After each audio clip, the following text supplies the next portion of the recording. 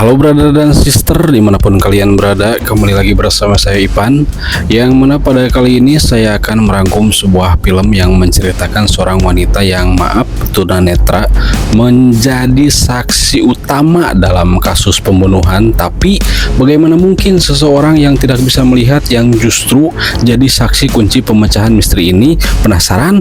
Inilah Din 2011. Film diawali dengan memperlihatkan seorang polwan bernama Min So Ah yang hendak menjemput adik angkatnya di sebuah tempat hiburan malam. Yang oleh karena si adik bersikeras tidak mau pulang, Min So pun memborgolnya, di mana hal itu menjadi petaka saat adiknya mencoba merebut kuncinya dari Min So sehingga mengakibatkan kecelakaan yang merenggut nyawa adiknya dan Min So sendiri harus kehilangan penglihatannya.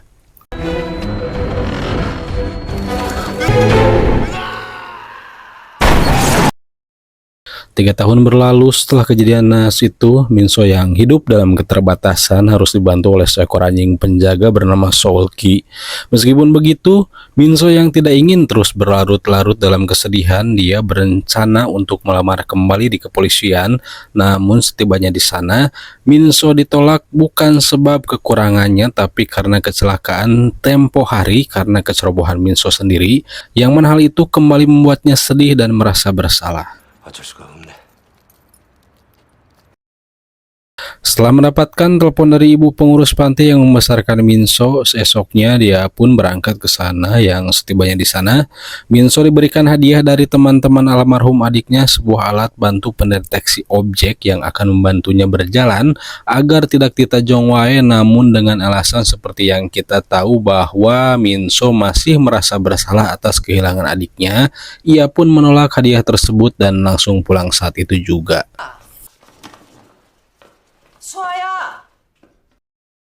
Setelah menunggu cukup lama, Min So pun akhirnya mendapatkan taksi tetapi setelah masuk ke dalam, Min So merasakan banyak kejanggalan seperti bau obat medis, jok mobil yang terasa mewah, dan si sopir yang memberinya kopi dengan sedikit memaksa.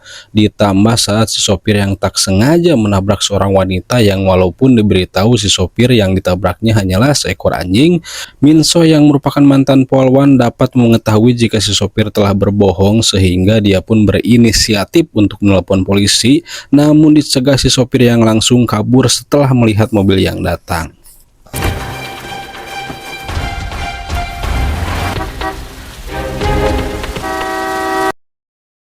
Selanjutnya, Min So ditemani ibu angkatnya melaporkan kejadian yang dialaminya ke kantor polisi. Sementara itu, di sisi lain nampak si sopir taksi yang ternyata adalah seorang psikopat.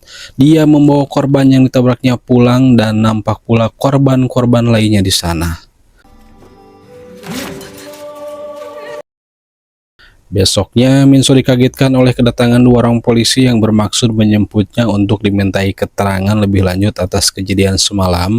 Di mana setibanya di sana, Min So akan dibantu oleh seorang detektif yang bernama Choi. Awalnya detektif Choi ragu dan enggan karena Min So yang merupakan saksi tapi tidak bisa melihat. Namun selanjutnya dibuat takjub oleh Min So yang insting dan indera lainnya sangat tajam saat mampu memaparkan ciri-ciri fisik si pelaku.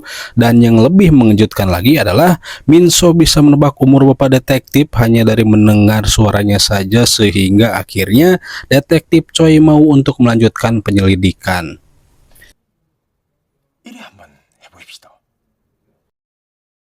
Saat penyelidikan mulai berlangsung, muncullah seorang pemuda yang mengaku sebagai saksi. Dia bernama Dong Hyun. Di situ si Dong mengungkapkan tentang mobil yang dipakai si pelaku adalah sebuah mobil yang jelas bukan taksi seperti yang dijelaskan oleh Min So. Yang karena detektif Choi lebih mempercayai Min So, di situ detektif Choi mengusir si Dong yang membuatnya tidak terima karena lebih mempercayai Min So yang tidak bisa melihat. Lantas si pemuda itu pun menghina Min So yang membuat Min So pesimis dan sedih. 뒷좌석에 제가 탔고 혹시 살해금 때문이에요? Setelah diyakinkan detektif Choi, Min So yang mulai bersemangat kembali mulai mempelajari buku-buku saat ia masih bertugas, di mana besoknya Min So beserta bapak detektif mengawali penyelidikan dengan menanyai seluruh sopir taksi sambil merekamnya agar nanti dapat diperdengarkan kembali kepada Min So. Namun sayangnya dari penyelidikan tersebut tak ada satupun petunjuk hingga saat akan pulang Minso teringat saat berada di mobil si pelaku yang mirip dengan mobil detektif Choi, sehingga setelah dijelaskan detektif Choi tentang jenis mobil tersebut yang artinya bahwa memang benar jika mobil yang dimaksud bukanlah mobil taksi seperti kesaksian si Dong Hyun yang ternyata bertepatan saat Minso mencoba menghubunginya. Rupa-rupanya si psikopat yang lebih dulu menyadari tentang si Dong Hyun yang sempat melihatnya di tempat kejadian dengan diam-diam membuntuti si Dong Hyun dan 내가 외제차임 당하냐?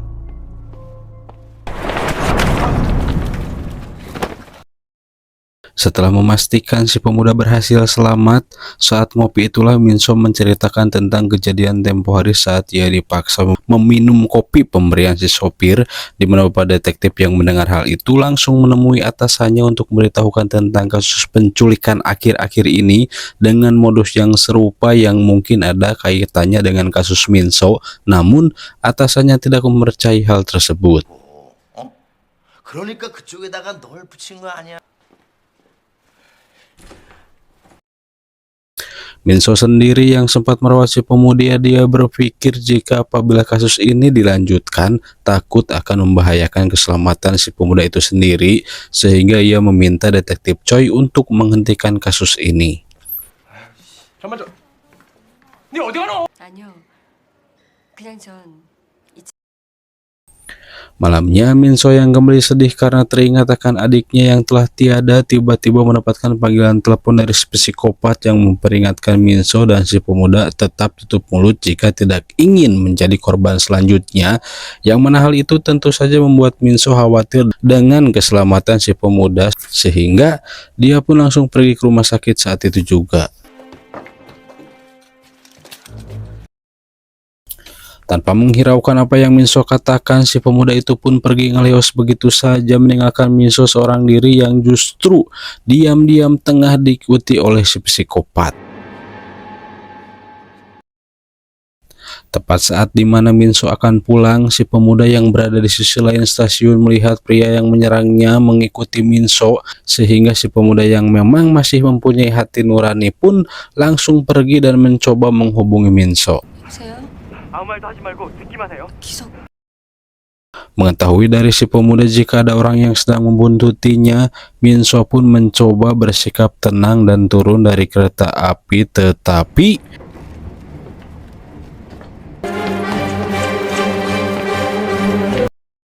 beruntung Minso membawa semprotan sehingga dia pun akhirnya bisa lolos, dan walaupun sempat jatuh bangun, Minso akhirnya menemukan sebuah lift berkat bantuan petunjuk dari si pemuda, tetapi ya, meskipun telah terkena obat bius, Minso pun bisa berhasil selamat berkat bantuan anjing penjaga yang harus tewas demi menyelamatkan majikannya tersebut.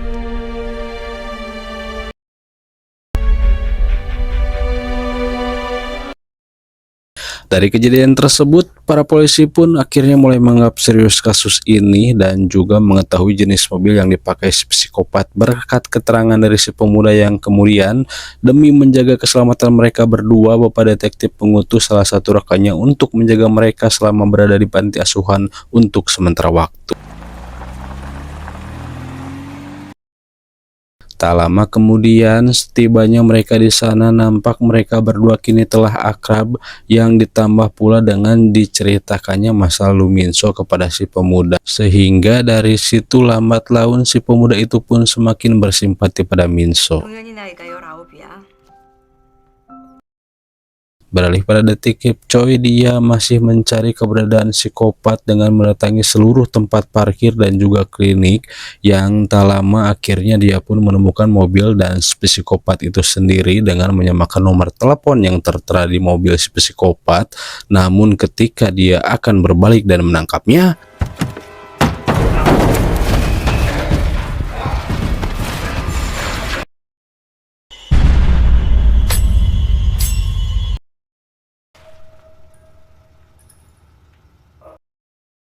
Akibat pertarungan 1 lawan 1 itu, detektif Choi harus tewas oleh si psikopat yang tak lama setelahnya si psikopat itu pun menggunakan handphone detektif Choi untuk menanyakan keberadaan Minso dan si pemuda sekarang, di mana si pemuda yang tak ada rasa curiga sedikit pun membalas pesan tersebut sehingga si psikopat itu pun langsung pergi ke tempat mereka berada. 야, 진짜 양반은 못 되네.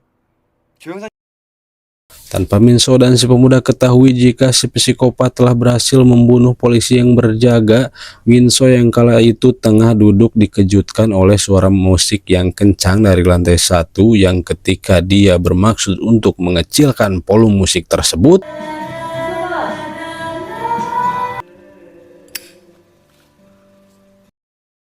muncullah si pemuda yang menghentikan si psikopat. Namun sayangnya si pemuda itu pun mengalami luka tusuk dari pisau yang selalu dibawa oleh si psikopat.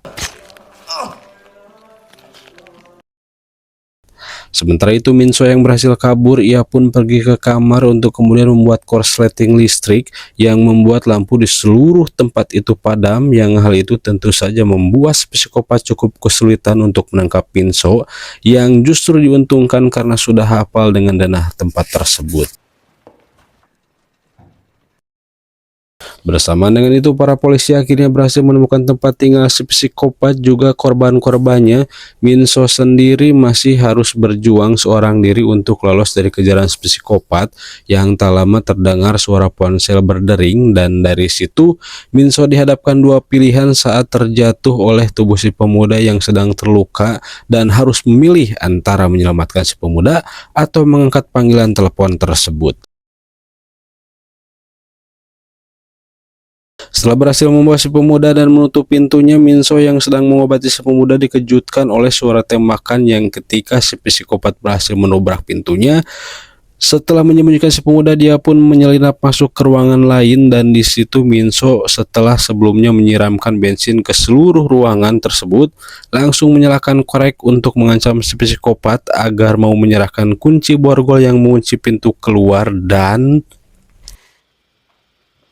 두드려.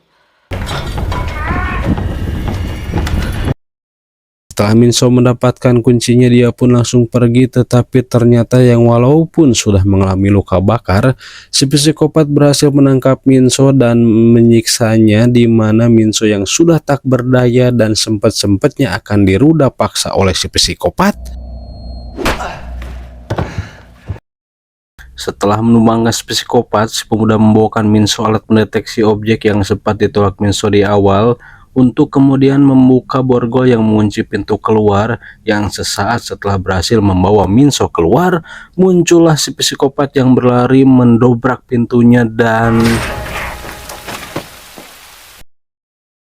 dengan segenap kekuatan yang tersisa, Minso pun mencoba bangkit, di mana saat momen itu Minso yang melihat si pemuda dalam bahaya. Dia terbayang saat momen di awal yang tak bisa menyelamatkan adiknya. Oleh sebab itu, Minso yang tak ingin kembali kehilangan orang terdekatnya, ia akhirnya bangkit dan menghampiri mobil yang terparkir dan memecahkan kaca mobil tersebut yang memicu bunyi alarm, sehingga berhasil mengalihkan si psikopat untuk mendekatinya. Dan 장애지. 눈 하나 안 보이는 거는 장애도 아니야. Minso akhirnya bisa menumbangkan si psikopat berkat bantuan alat pendeteksi objek pemberian teman-teman adiknya, sehingga mereka berdua pun akhirnya bisa berhasil selamat. Dan tamat. Sekian dan terima kasih. Terima kasih banyak buat teman-teman yang sudah menonton sampai akhir, dan mohon maaf apabila ada kekurangan. Mungkin segitu saja.